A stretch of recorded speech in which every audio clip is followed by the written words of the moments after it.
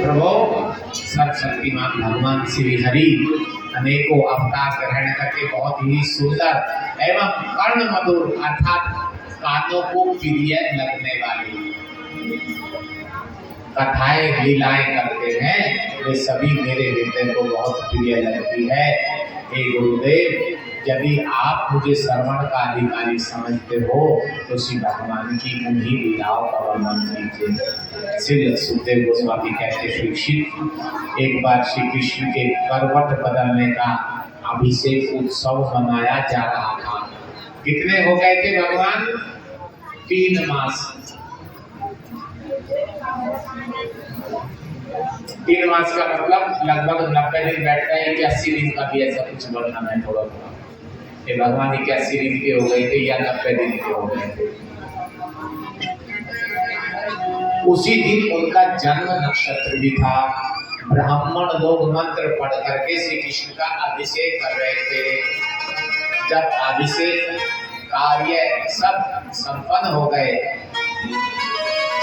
तब मां जसोदा ने देखा कि मेरे लाडले लाल के नेत्रों में निद्रा आ रही है, तो उन्होंने बाल कृष्ण को प्रांगण में एक विशाल छकड़े के नीचे एक सुंदर पलंग पर सुला दिया और घर के अन्य कार्यों में व्यस्त हो गई।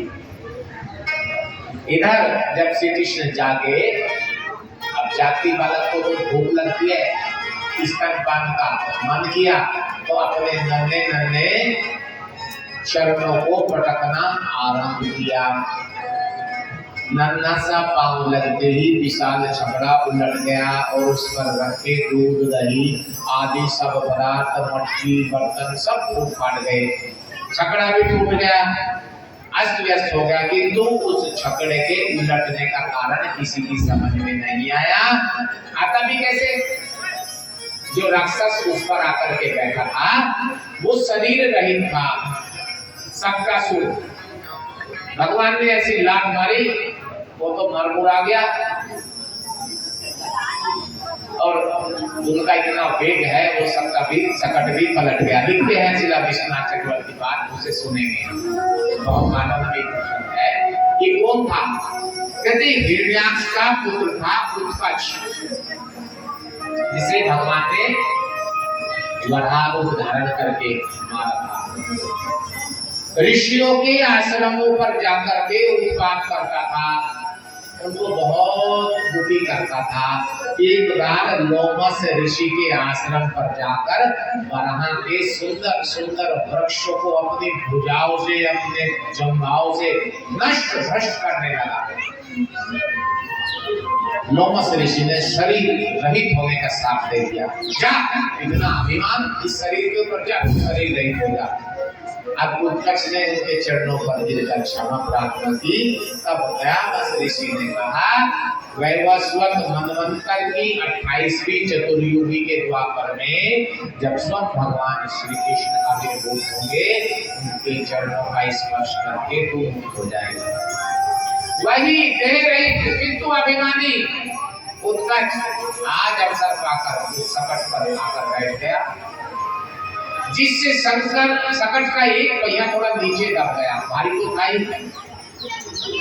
सर्वज्ञ भगवान ने ऋषि के वचनों को सत्य करने के लिए उस पर अपने चरण का प्रहार किया, जिससे वह मुक्त हो गया।